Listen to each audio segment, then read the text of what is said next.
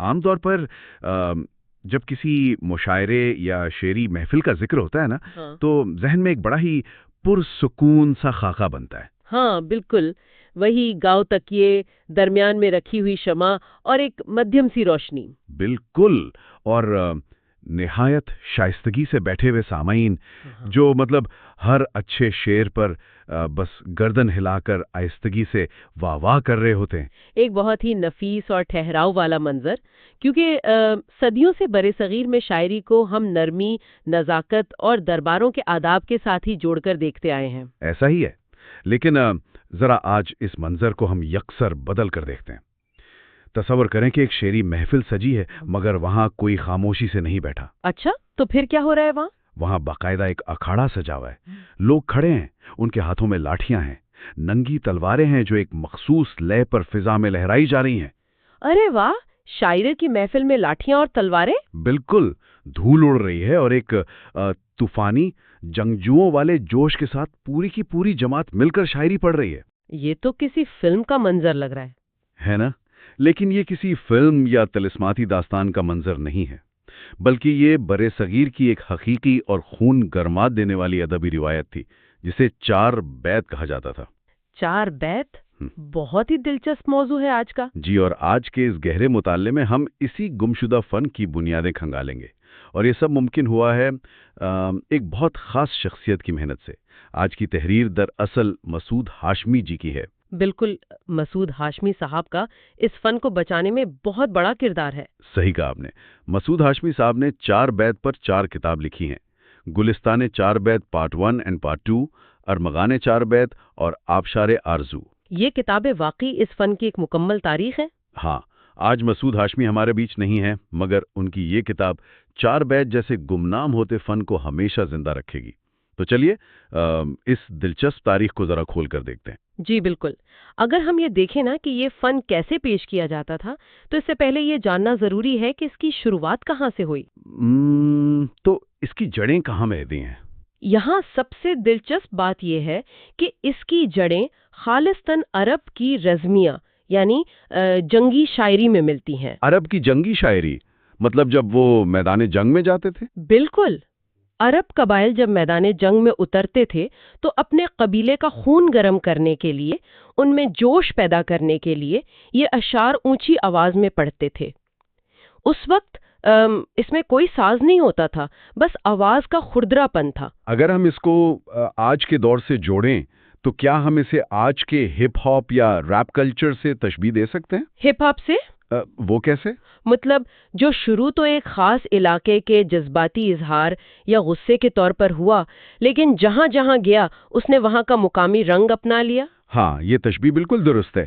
یا پھر ہم اسے نیوزی لینڈ کے ماوری قبائل کے ہاکا رقص جیسا بھی کہہ سکتے ہیں۔ ہاں، ارے ہاں، ہاکا رقص، وہ بھی تو دشمن پر ہیبت طاری کرنے کے لیے ہوتا ہے نا۔ بالکل، تو ابتدا میں اس کا مقصد ادبی تسکین نہیں تھا، بلکہ محض جنگی جنون پیدا کرنا تھا۔ لیکن پھر یہ فن عرب سے سفر کرتا ہوا ایران پہنچا۔ اور ایران تو اپنی نزاکت اور غزل کے لیے جانا جاتا ہے، تو وہاں کیا بدلا؟ وہیں تو اصل تبدیلی آئی۔ ایران پہنچ کر اس جنگی کھردرے پن میں ایک طرح کی مٹھاس گھل گئی، اسے غزل کا تھوڑا انداز ملا، اور پھر وہاں سے یہ افغانستان پہنچا۔ اچھا، افغان سرداروں کے پاس؟ تو انہوں نے اس میں کیا نیا کیا؟ انہوں نے اسے اپنایا اور ساتھ ہی اس میں ایک بہت بڑا اضافہ کیا، اور وہ تھا دف کا استعمال۔ اب یہ دف کے ساتھ باقاعدہ گایا جانے لگا۔ کیا بات ہے! یعنی ایک جنگی نعرے سے باقاعدہ موسیقی اور تال تک کا سفر۔ اور پھر یہ ہندوستان کیسے پہنچا؟ تاریخ بتاتی ہے کہ جب محمد بن قاسم سندھ آئے نا، تو مجاہدین کا استقبال دف بجا کر کیا گیا تھا۔ یہ چار بیت کے ابتدائی آثار تھے۔ یعنی فاتحین کے ساتھ ساتھ یہ فن بھی سفر کر رہا تھا۔ بالکل، اور بعد ازاں جب بابر کی آمد ہوئی تو کشمیری وادیوں میں، جسے ہم فردوس کہتے ہیں، وہاں نوجوانوں کا دف پر رقص کرنا اس بات کا ثبوت ہے۔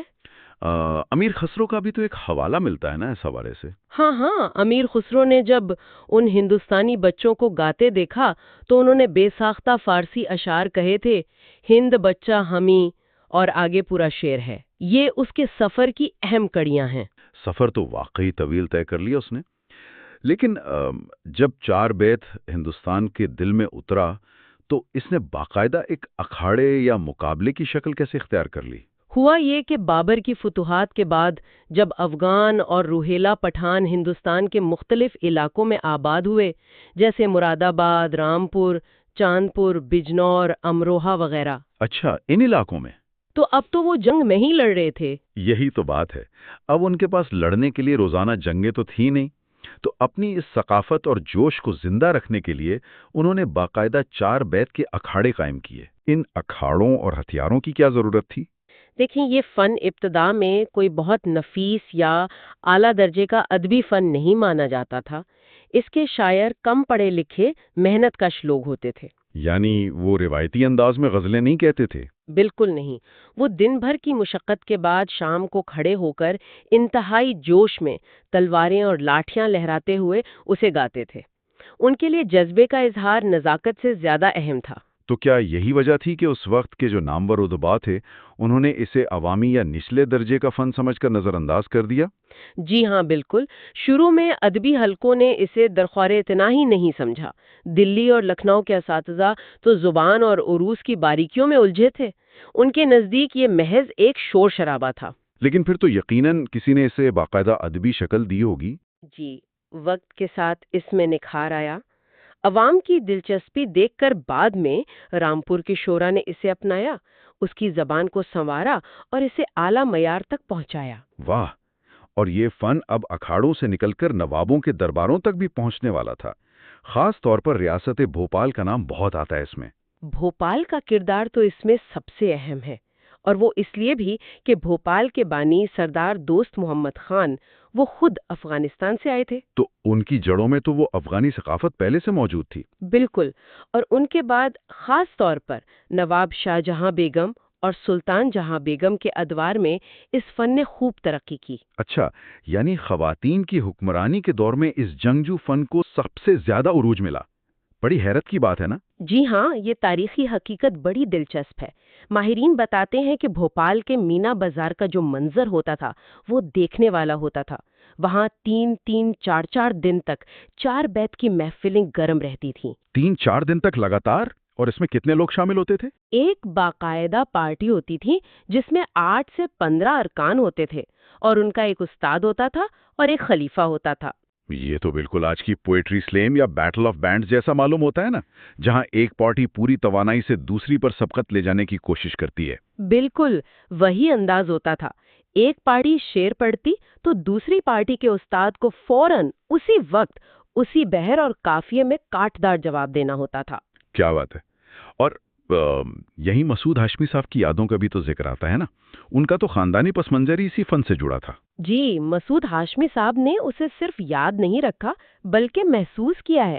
انہوں نے اپنی کتاب میں اپنے بچپن کا ذکر کیا ہے کہ کیسے وہ نماز عصر کے بعد حضرت سید سلطان کے مقبرے پر جاتے تھے۔ ہاں، وہ منظر کتنا خوبصورت ہے جو انہوں نے لکھا ہے۔ بالکل، وہاں روزانہ چار بیت کی محفلیں سنتے تھے۔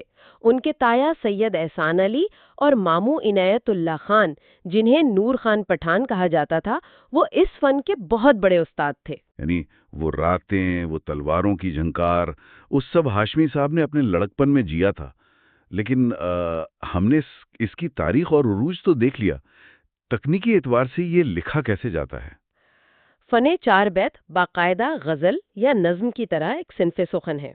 عموماً 4 مصروں پر مشتمل بند ہوتا ہے، اسی لیے اسے چار بیت کہلاتا ہے۔ تو کیا یہ عام رباعی یا قطعے جیسا ہوتا ہے؟ تھوڑا مختلف۔ اس کا آغاز مطلع سے ہوتا ہے، پھر مطلع کے بعد کے ہر بند کے پہلے 3 مصرے آپس میں ہم قافیہ ہوتے ہیں، اور جو چوتھا مصرع ہوتا ہے وہ واپس مطلع سے ملتا ہے۔ اچھا، مطلب وہ چوتھا مصرع ایک طرح کا بیٹ ڈراپ ہوتا ہے جہاں سب کی آوازیں مل جاتی ہیں؟ بالکل صحیح پکڑا آپ نے۔ جیسے ہی چوتھا مصرع مطلع سے ملتا، دف کی تھاپ تیز ہو جاتی، سب ایک ساتھ اسے گاتے۔ اس میں 4 چیزوں کا ملاپ ہے: شعر، دھن، ایکشن یعنی حرکت، اور چاروں شرکا کی ہم آہنگی۔ یہ سب سن کر تو لگتا ہے کہ یہ ایک مکمل پرفارمنس آرٹ تھا۔ تو پھر آج یہ فن ہمیں دکھائی کیوں نہیں دیتا؟ زوال کی اصل وجہ یہ تھی کہ وقت کے ساتھ جب بر صغیر میں نوابی ریاستیں ختم ہوئیں، سیاسی نظام بدلے، تو ان محفلوں کی سرپرستی ختم ہو گئی۔ तो अगर हम उसे बड़े तनाजुर में देखें ना, तो क्या हम कसीदा और मरसिया जैसी दीगर असनाफ के ज़वाल की तरह इसे भी महज वक्त की तब्दीली का नाम दे सकते हैं? क्या इसमें फनकारों का कोई कसूर नहीं था? देखें, कसूर फन या फनकार का हरगिज नहीं था। ये दरअसल एक बदलती हुई तहजीब का असर था। रोजगार के नए तकाजे, नई तफरीहात, उन सब ने इस जुबानी और जिस्मानी मशक्कत वाले फन की जगह ले ली। ये तो एक अलमिया है वाकई। और मेरे ख्याल में यहीं मसूद हाशमी साहब का किरदार सबसे नुमाया होता है, जिन्होंने ये महसूस किया और इसे तहरीरी शक्ल में हमेशा के लिए महफूज कर दिया। बिल्कुल। अगर वो उन अशार और उन तारीखों को अपनी किताबों में कैद ना करते, तो आज हम और आप भी शायद इस पर बात ना कर रहे होते। ये बड़ी गहरी बात कही आपने। तो आज की इस पूरी बहस को अगर समेटा जाए, तो चार बैत का ये सफ़र अरब के सहराओं से निकलकर भोपाल के अखाड़ों तक एक बड़ी ही शानदार सकाफती दास्तान है। और एक ऐसी दास्तान जो हमें बताती है कि सकाफतें कैसे सफ़र करती हैं और कैसे मदूम हो जाती हैं। हाँ। और यहाँ एक आखिरी गौर तलब बात ज़रूर करनी चाहिए।